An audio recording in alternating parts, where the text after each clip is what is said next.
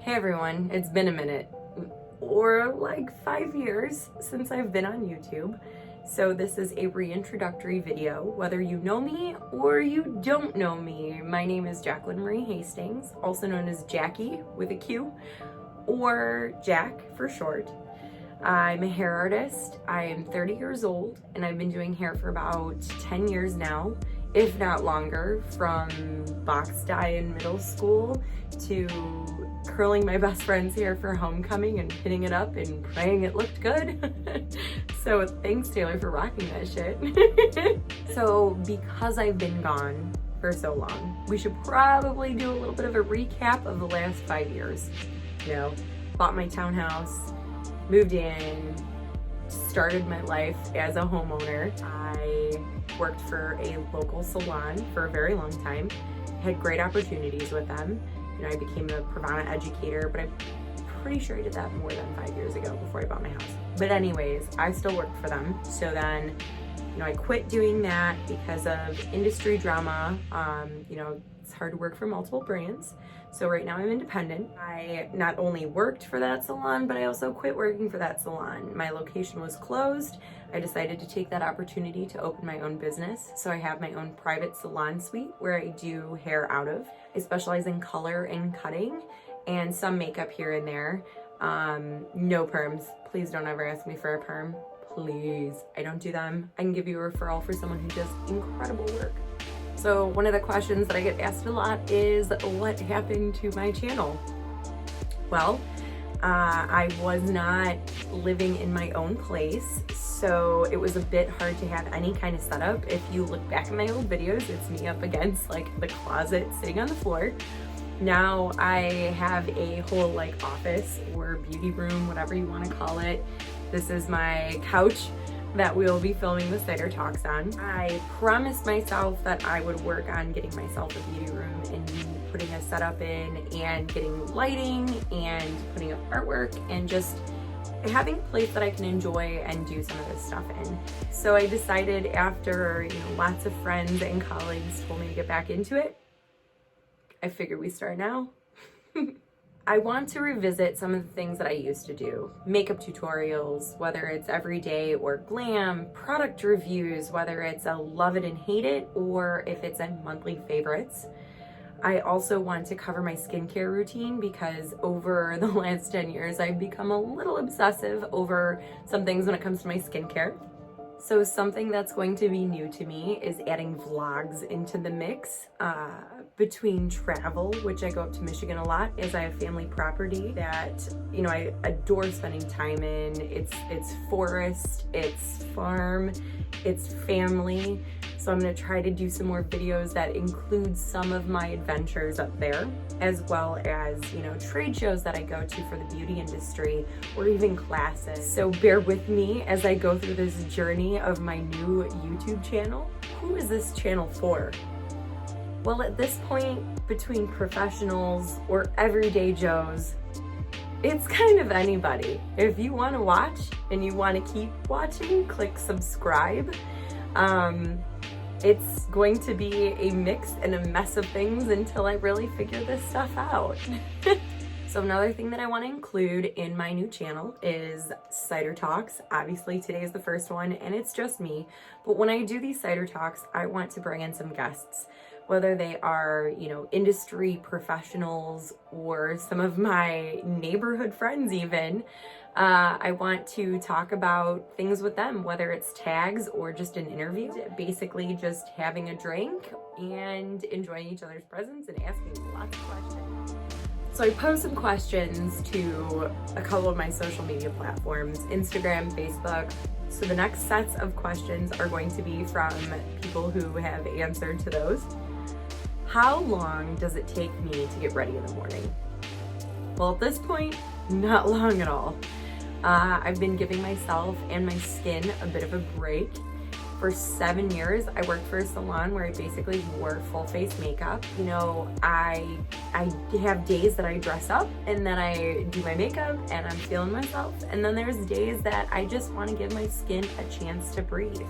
If you know me, you know that my skin is very touchy and that I'm allergic to a lot of things at this point. So I have moments in time where I need to let my skin breathe. So I've been doing that a lot. So answer to the question, no, it doesn't take me a lot of time in the morning because basically I have my eyebrows microbladed and I basically put on mascara and maybe some chapstick, maybe tinted chapstick, but that's about it at this point. So no time at all. If I want full glam, you're talking like an hour.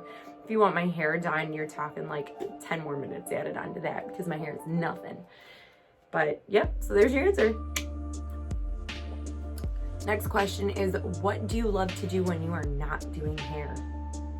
Well, makeup, for one. Watching Netflix on the couch and drinking cider, for 2. Getting tattooed, for 3. What else do I love to do? Again, costuming, dressing up, going to the Renaissance Fair. Sadly, it's only a 10-week span of time over the summer that I get to do that. Halloween, pretty much all of October, I obsess over Halloween. Outside of that, I enjoy spending time with my friends, even though I'm a bit of an introverted extrovert. So when I feel like socializing, I do. When I don't, I just kind of either watch a ton of YouTube videos and learn new stuff, work on fun projects at home, or do makeup and costuming. I mean, that's pretty much my life. Why did you shave your hair? Well, I bought a house and I had a choice. Mortgage payment, extensions, and I loved extensions. But in the end, they were damaging my hair. I didn't give my scalp enough time to breathe. It was a waste of money, even though, trust me, as a hairdresser, if extensions are your jam, like, go for it, that's great. But I just became a little too obsessive over it and decided to give myself a break, which ended in it being something that it's gonna be a while before I grow my sides out again. So I have the entire, pretty much like 3 sections of my hair shaved off, and I have not gone back since. I absolutely love it. One thing that I have to say that people misunderstand about me having short hair is that just because I have short hair does not make my life easier. I still not still, but if anything more, have to style my hair more often due to the fact that it is short. I look like Albert Einstein when I wake up in the morning because there is basically nothing there. But at the same time, it only takes me about 5 to 10 minutes to actually do my hair in the morning. So when it comes to like, yeah, it's more maintenance, but there's less hair, you know, my life's a tad bit easier since it's only 5 to 10 minutes versus like an hour with extensions and curling irons and everything in between. What is something that you do every day that people don't know about? Something that I'm almost like obsessive about that I do every day is that I make sure that I do not go to bed with makeup on. It has been a, you know, habit that I have formed over time when it comes to skincare. I will use simple wipes and I will remove all my makeup at the end of the night. I cannot sleep if I have makeup on. I think in the last 5 years since we have spoken, I have maybe slept twice with my makeup on, and if anything, it was just mascara. Maybe one of those times, I'm pretty sure one of those times, I got a little too drunk. That's something that I do every day that people don't know about, is I sit there and I make sure all the makeup is off my face, or else I don't feel clean, and it is absolutely disgusting in my book. What is something that you would tell your past self to not give up about what people think about me?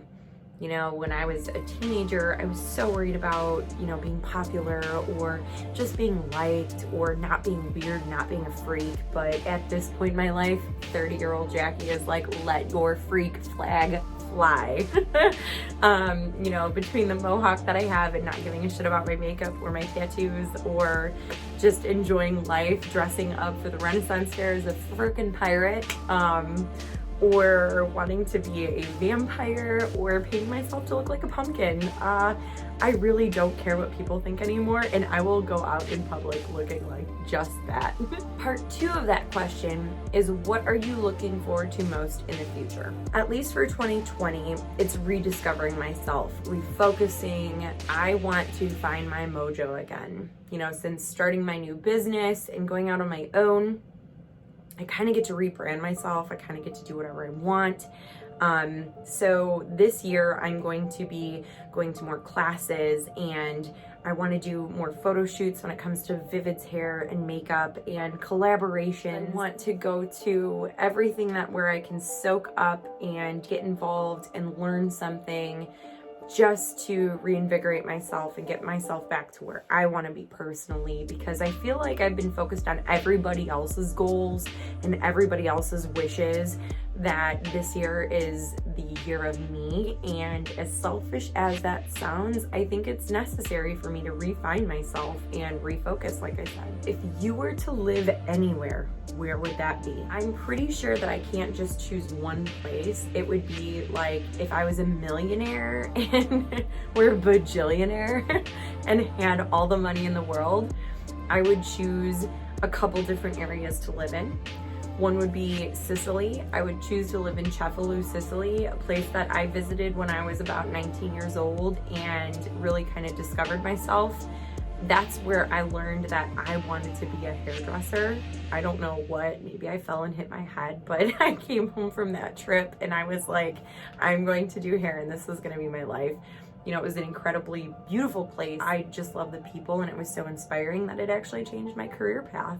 The next place that I would live would probably be Gatlinburg, Tennessee, or in and around that area.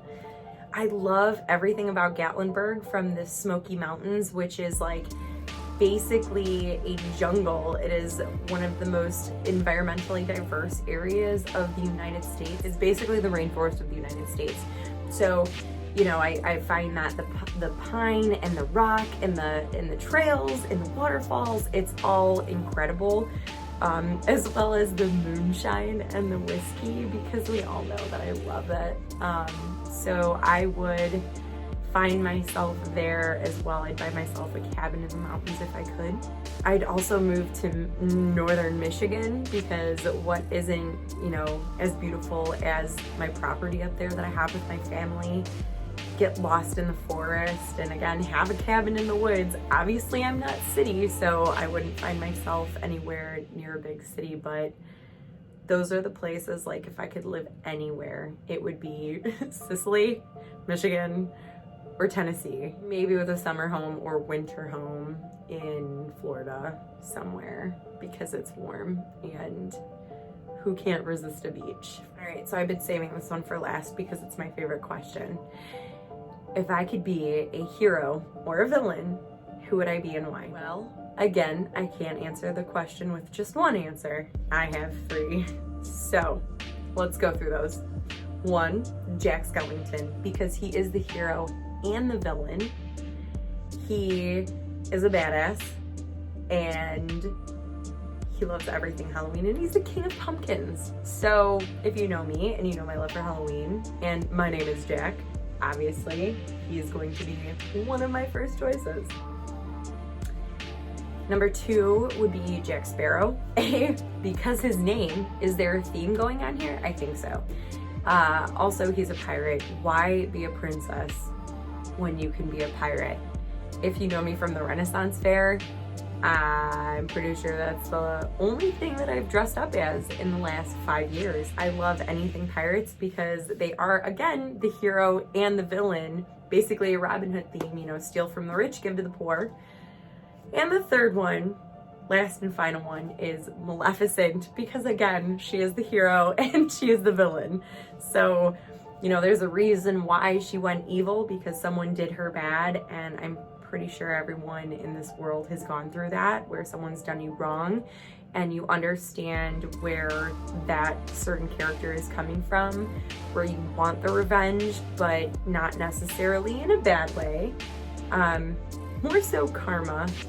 So I guess there's a theme amongst the three things that I would choose: Jack Skellington, Jack Sparrow, and Maleficent. They are the hero and they are the villain, and that's why I would choose either three of them. So to round out my video, I'd like to say thank you for watching my content, as well as if you want to see more or have any requests, you can go ahead and subscribe and comment below, or send me a direct message on any of my social media, whether it's Instagram, Facebook, whatever. I'm going to post that in the description below, so you can make sure to follow those if you so choose to. If you hated this video, then bye, you can go to the next station.